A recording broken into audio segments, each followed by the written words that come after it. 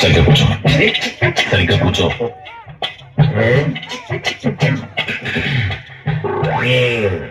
పెళ్లి కూతుర్ని పిలిపించుకుంటావా? పిలిపించుకుంటాడు బాబా. అందుకే వచ్చింది. పిలిపించు.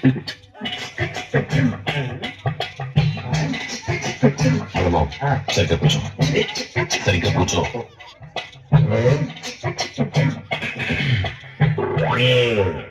పెళ్లి కూతుర్ని పిలిపించుకుంటావా? పిలిపించుకుంటాడు బాబా. అందుకే వచ్చింది. పిలిపించు.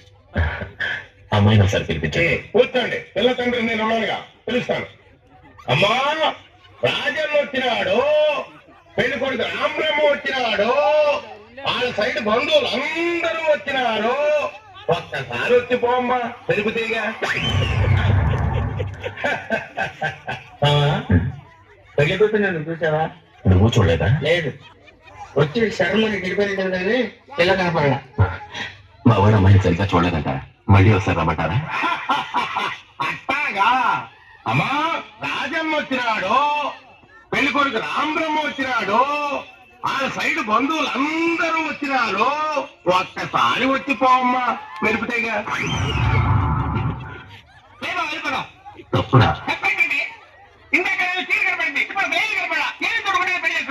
పిల్లకి కొంచెం సిగ్గెక్కువ, తుర్రు అంటది. అందుకే మెరుపు తీగని పేరు పెట్టిన.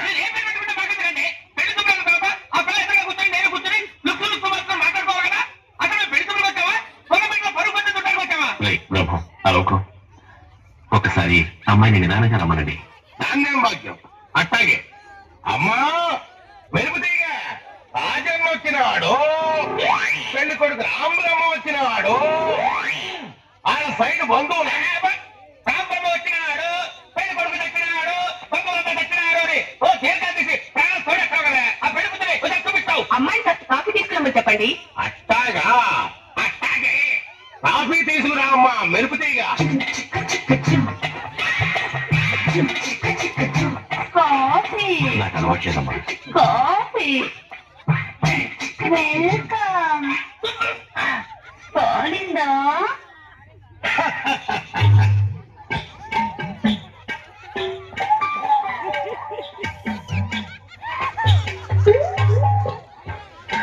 పెళ్లి కొడుకు ఇతనమ్మా, బాగా చూసుకో. ఇంతసేపు మిమ్మల్ని చూస్తున్నాను, వాడిని చూస్తేనే లోపొస్తుంది.